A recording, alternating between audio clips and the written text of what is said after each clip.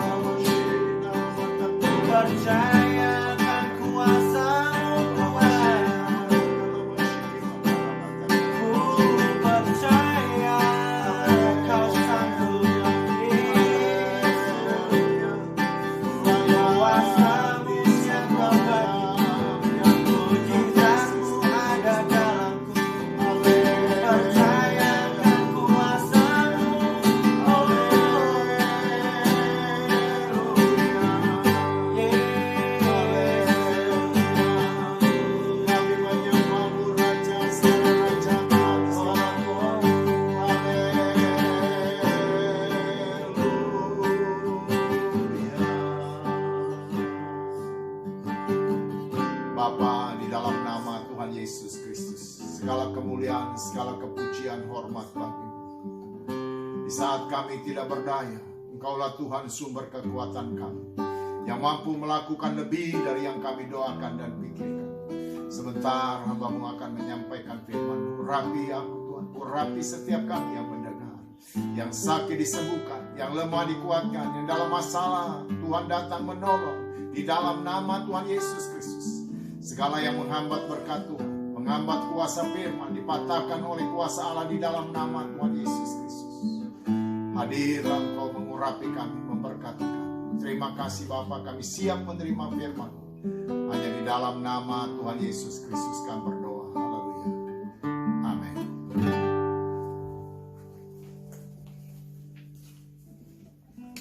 Shalom saudara yang kekasih di dalam Tuhan Yesus Kristus. Berbahagialah setiap kita yang rindu dan haus untuk menerima dan mendengarkan firman Tuhan. Kita akan membaca dari bacaan kita, yaitu Lukas 5 ayat 1 sampai 11. Pada suatu kali Yesus berdiri di pantai Danau Genesaret. Sedang orang banyak mengerumuni dia hendak mendengarkan firman Allah. Ia melihat dua perahu di tepi pantai. Nelayan-nelayannya telah turun dan sedang membasuh jalannya. Ia naik ke dalam salah satu perahu itu, yaitu perahu Simon, dan menyuruh dia supaya menolak perahunya sedikit jauh dari pantai. Lalu ia duduk dan mengajar orang banyak dari atas perahu. Setelah selesai berbicara, ia berkata kepada Simon, "Bertolaklah ke tempat yang dalam. Tebarkanlah jalamu untuk menangkap ikan." Simon menjawab, "Guru, telah sepanjang malam kami bekerja keras, dan kami tidak menangkap apa-apa. Tetapi karena Engkau menyuruhnya, aku akan menebarkan jala juga." Dan setelah mereka melakukannya, mereka menangkap sejumlah besar ikan, sehingga jala mereka mulai koyak. Lalu mereka memberi isyarat kepada teman-temannya di perahu yang lain, supaya mereka datang membantunya. Dan mereka itu datang. Lalu mereka bersama-sama mengisi kedua perahu itu dengan ikan hingga hampir tenggelam. Ketika Simon Petrus melihat hal itu, ia tersungkur di depan kaki Yesus dan berkata, "Tuhan, pergilah daripadaku, karena aku ini seorang berdosa." Sebab ia dan semua orang yang bersama-sama dengan dia takjub oleh karena banyaknya ikan yang mereka tangkap. Demikian juga Yakobus dan Yohanes, anak-anak Zebedius yang menjadi teman Simon. Kata Yesus kepada Simon, "Jangan takut, mulai dari sekarang kau akan menjala manusia." Dan sesudah mereka menghela perahu-perahunya ke darat, mereka pun meninggalkan segala sesuatu, lalu mengikuti Yesus. Saudara yang kekasih dalam Tuhan Yesus Kristus, cerita ini adalah satu cerita yang luar biasa, ya. Pertama, di dalam perjumpaan dengan Tuhan atau menjumpai Tuhan, itu sangat penting respon daripada kita, ya. Di dalam hal ini, Tuhan sendiri sudah melakukan sesuatu yang luar biasa. Dia telah datang ke dunia ini, dia mati di atas kayu salib, menebus dosa kita. Dia menawarkan jalan keselamatan. Sama halnya seperti Petrus pada waktu itu. Dia adalah orang yang sangat gagal pada hari itu. Dia tidak menangkap apa-apa. Dia udah bekerja keras semalam-malaman, tidak menangkap apa, kosong sama sekali. Dalam keadaan yang sangat lelah dan sangat mungkin desperate, ya, kecewa. Dia sedang membasuh, membersihkan tiba-tiba perahu dan jalannya. Tiba-tiba Yesus datang. Perhatikan, Yesus melihat dua perahu. Jadi Tuhan itu tahu Simon, Petrus, dan kawan-kawannya dalam keadaan butuh pertolongan. Dalam keadaan butuh kehadiran Tuhan. Tuhan melihat dua perahu dan dia memilih perahu Simon. Dia naik ke atas perahu Simon. Lalu dia berkata, "Dorong agak ke tengah sedikit." Lalu dia mengajar, menyampaikan firman. Yang luar biasa responnya Simon. Dia tidak marah. Orang dalam keadaan kondisi seperti biasanya menjadi sensitif. Saudaraku, biasanya orang mudah menjadi menolak dan marah. Kenapa? Karena dia dalam keadaan kecewa dan lelah. Banyak orang keadaan seperti itu tidak merespon dengan baik, sehingga dia tidak bisa menangkap maksud baik yang telah ditawarkan Tuhan Yesus. Tapi Simon ini luar biasa responnya. Dia tidak melakukan yang negatif. Dia menerima Yesus. Dia mendorong perahu itu lebih ke tengah. Dan yang lebih hebat lagi, dia mendengar semua firman itu. Ya, kita lihat di sini dikatakan dalam ayat 2 dan 3. Ia melihat 2 perahu di tepi pantai. Nelayan-nelayan itu telah turun dan sedang membasuh jalan. Ia naik ke dalam salah satu perahu itu, yaitu perahu Simon, dan menyuruh dia supaya menolak perahunya sedikit jauh dari pantai. Lalu ia duduk dan mengajar orang banyak di atas perahu itu. Bayangkan, di dalam keadaan seperti itu, Simon mau melakukannya. Saudaraku yang kekasih dalam Tuhan Yesus Kristus, di dalam Wahyu pasal 3 ayat 20 berkata begini, "Lihat, aku berdiri di muka pintu dan mengetuk. Jikalau ada orang yang mendengar suaraku dan membukakan pintu, aku akan masuk dan mendapatkannya, dan aku akan makan bersama-sama dengan dia, dan ia bersama-sama dengan aku." Tuhan tidak pernah mau memaksakan, tapi Dia ingin kita melakukannya dengan sukarela dan sukacita. Respon kita harus dengan hati yang sungguh-sungguh. Tuhan itu tidak bisa dilihat oleh kasat mata saat ini. Tapi keputusan kita untuk mencari Tuhan dan menghampiri Tuhan, itu perlu iman, perlu keyakinan, perlu satu kepasrahan, perlu satu totalitas. Saudaraku yang kekasih dalam Tuhan Yesus Kristus. Inilah sebabnya di saat-saat sekarang ini dengan kondisi seperti pandemi ini, saudara harus mencari Tuhan. Mungkin saudara harus bangun malam untuk mendengarkan pujian, mulai mencari hadirat Tuhan, mulai berdoa, mengadakan satu komitmen untuk hidup dalam benar dan kudus di hadapan Tuhan. Untuk berpikir, sekalipun berpikir yang benar-benar berpikir, hanya berpikir merenungkan firman, berpikir hal-hal positif, berpikir rancangan-rancangan ilahi dalam hidupmu. Jagai hati dan pikiranmu. Supaya apa? Kehadiran Tuhan akan membuat sesuatu yang luar biasa. Saudaraku yang kekasih dalam Tuhan Yesus Kristus, mungkin tidak seperti waktu pada Simon waktu itu. Yesus Kristus Tuhan masih ada secara fisik. Sekarang ini tidak kelihatan. Perlu kesungguhan kita, respon kita menentukan bagaimana kita akan dilawat Tuhan. Tuhan melihat, Tuhan mengetahui, Dia Allah Maha Hadir. Tetapi respon kita untuk mencari Tuhan, keputusan kita untuk mendekatkan diri kepada Tuhan, itu diputuskan dan ditentukan oleh kita. Sama halnya Simon Petrus, yang dalam keadaan lelah, gagal, tapi dia tidak menolak, tidak marah, disuruh dorong ke tengah sedikit, dan dia mendengarkan semua firman. Inilah sebabnya Tuhan mengambil langkah yang kedua, ya. Responnya ini luar biasa. Tuhan membuka cara. Ya, Simon taat saja. Lalu dikatakan dalam ayat 4 dan 5. Setelah selesai berbicara, ia berkata kepada Simon, "Bertolaklah ke tempat yang dalam. Tebarkan jalamu dan untuk menangkap ikan." Simon menjawab, "Guru, telah sepanjang malam kami bekerja keras. Dan kami tidak menangkap apa-apa. Kosong. Tetapi karena engkau menyuruhnya." Perhatikan. "Aku akan menebarkan jala juga." Ya, saudaraku yang kekasih dalam Tuhan Yesus Kristus, setelah saudara mengadakan satu pendekatan kepada Tuhan, mungkin keadaannya kelihatan biasa. Kita berpikir kayaknya jalannya sama, tidak ada apa-apa. Teruslah berdoa sampai Tuhan akan membuka jalan.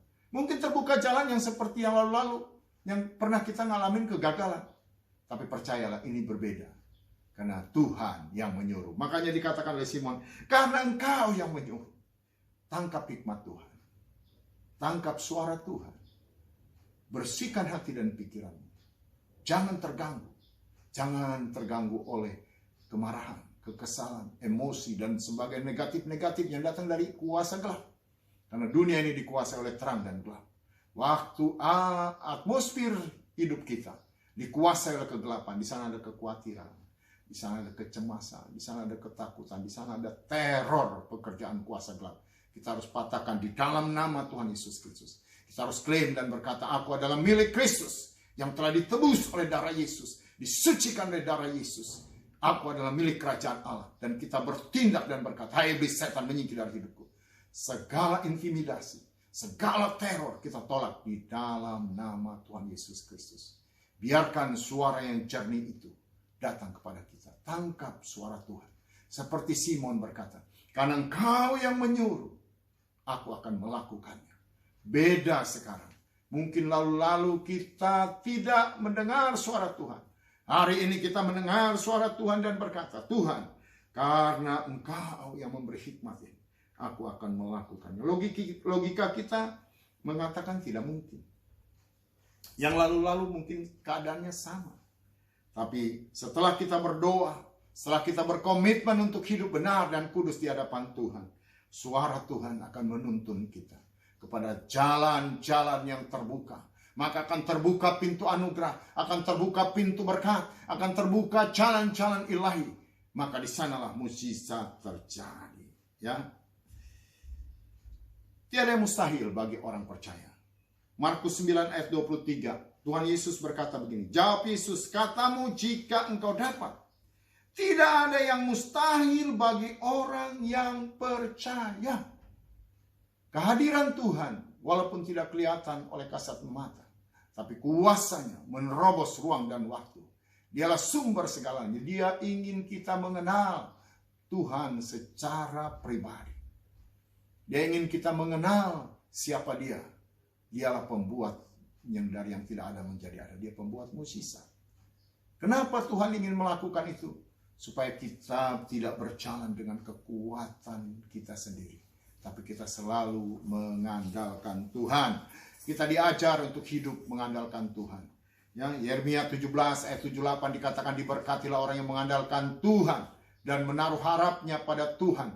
Ia seperti pohon yang ditanam di tepi aliran air yang tidak pernah mengenal keadaan panas terik, artinya dia selalu terjaga dan tetap berbuah menjadi berkat. Saudaraku yang kekasih dalam Tuhan. Jadi yang kedua ini adalah bagaimana Tuhan membuka jalan. Taat saja. Taat saja. Tuhan akan menyatakan kuasanya. Yang ketiga, pada waktu kita taat, mukjizat dan pertolongan itu terjadi. Ayat 6 dan 7 berkata, dan setelah mereka melakukannya, mereka menangkap sejumlah besar ikan sehingga jala mereka mulai koyak. Lalu mereka memberi isyarat kepada teman-temannya di perahu yang lain supaya mereka datang membantunya. Dan mereka itu datang, lalu mereka bersama-sama mengisi kedua perahu itu dengan ikan hingga hampir tenggelam. Bayangkan, bukan hanya perahu Simon. Dua-dua perahu itu penuh dengan ikan, luar biasa. Kita tidak dapat menduga waktu Tuhan bertindak. Logika kita tidak akan bisa menganalisa. Karena Tuhan berkata, bagaimana periuk berkata kepada tukang periuk, mengapa engkau jadikan aku sebuah periuk yang seperti ini? Pencipta itu tidak akan bisa kita analisa karena kita adalah ciptaannya. Banyak orang begitu angkuh dan sombong. Sepertinya dia mengerti Tuhan dan mengenal Tuhan paling benar. Tapi sesungguhnya kita ini hanya ciptaan. Hanya kerendahan hati dan kepasrahan yang bisa kita jangkau Tuhan. Tuhan akan berbicara kepada kita. Dialah sumber segala-galanya. Mukjizat yang dahsyat dan luar biasa itu akan dinyatakan dalam hidup kita. Biarkan Tuhan berkarya dalam hidup kita. Izinkan Tuhan bekerja seutuhnya. Jangan batasi Tuhan. Dialah sanggup melakukan lebih dari yang kita doakan dan pikirkan. Jangan batasi dengan pemikiran kita yang hanya sedikit ini, sederhana ini. Karena kita hanya debu ciptaannya. Tapi kita telah diubahkan menjadi milik kepunyaannya. Berharga karena Tuhan hadir dalam hidup kita. Manusia itu di mata Tuhan mati dan tidak berharga. Kalau dia tidak mengenal Tuhan dan Tuhan hadir dalam hidupnya. Waktu dia ditebus oleh darah Yesus. Dia disucikan oleh darah Yesus. Roh Kudus hadir dalam hidupnya. Maka dia berharga di mata Tuhan. Kasih karunia Tuhan itu. Dia hidup kembali di hadapan Tuhan. Karena dia memiliki kuasa Roh Kudus yang akan membawa dia kepada kerajaan Allah. Dia memiliki benih ilahi, benih kekekalan. Tanpa itu, saudaraku, sia-sialah kehidupan manusia. Saudara yang kekasih dalam Tuhan Yesus Kristus, Tuhan mau mengubah prioritas kita. Yang keempat, setelah kita mengalami mukjizat, Tuhan ingin kita berubah. Ya dulu mungkin kita sebelum mengenal Tuhan, prioritas kita hanya kesenangan daging, kesenangan dunia, hanya masalah-masalah ekonomi dan kebutuhan kita sebatas yang kita bisa jangkau dan pikirkan. Tuhan ingin mengubah kita. Tuhan mau kita menjadi bagian dari kerajaan sorga. Lihat ayat 8 sampai yang ke-11 berkata, ketika Simon melihat itu, ia pun tersungkur di depan kaki Yesus dan berkata, Tuhan, pergilah daripadaku, karena aku ini seorang berdosa. Sebab ia dan semua orang yang bersama-sama dengan takjub karena banyaknya ikan yang mereka tangkap. Demikian juga Yakobus, Yohanes, anak-anak Zebedius yang menjadi teman Simon.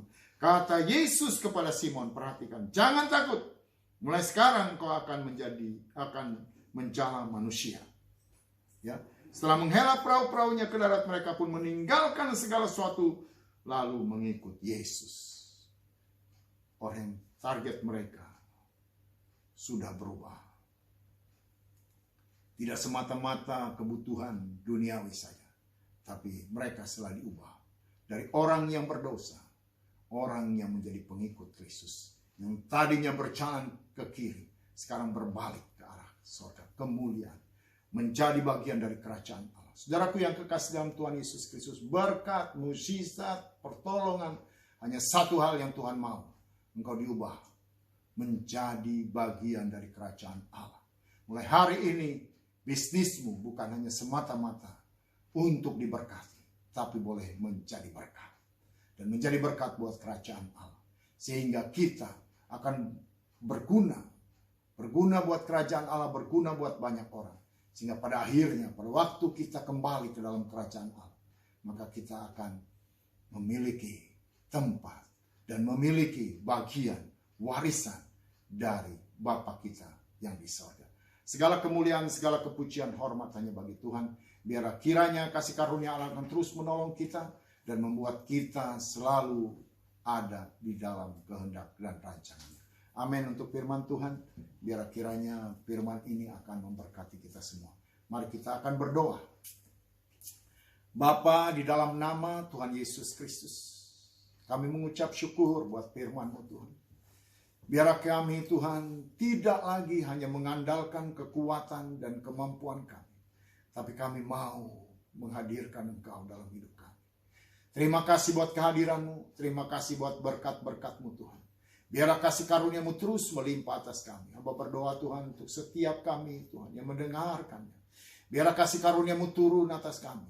Ampuni segala dosa dan pelanggaran dan kesalahan dan kelemahan kami. Darah-Mu Yesus membasuh, menyucikan dan menguduskan. Turunlah berkat-Mu atas umat-Mu milik kepunyaan-Mu. Oh Tuhan, jemaat-Mu GBI Shema, biarlah Engkau berkati. Yang sakit disembuhkan dalam nama Yesus. Yang dalam masalah diberikan jalan keluar dan pertolongan demi nama Tuhan Yesus Kristus. Allah hadir untuk memberkati. Sehingga setiap kami mendapatkan pertolongan daripada Tuhan. Segala hambatan, rintangan, pekerjaan iblis, pekerjaan setan, segala intimidasi dilalukan dan dihalaukan di dalam nama Tuhan Yesus Kristus. Allah memberkati setiap pekerjaan kami. Yang berdagang diberkati, yang bekerja diberkati, segala usaha diberkati. Anak-anak yang sekolah dari TK sampai perguruan tinggi diberkati. Biarlah masa depan kami gilang gemilang bersama dengan Engkau.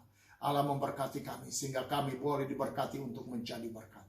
Berkati bangsa dan negara kami dalam damai sejahtera, dalam ketentraman. Biarlah kiranya Tuhan dilalukan dari segala krisis. Krisis kesehatan dari COVID-19 dilalukan di dalam nama Yesus. Krisis ekonomi, krisis politik dilalukan dalam nama Tuhan Yesus Kristus. Biarlah Indonesia diberkati untuk menjadi berkat dalam nama Yesus. Pakai setiap kami, umat-Mu, anak-anak-Mu, dan hamba-hamba-Mu menjadi terang dan garam.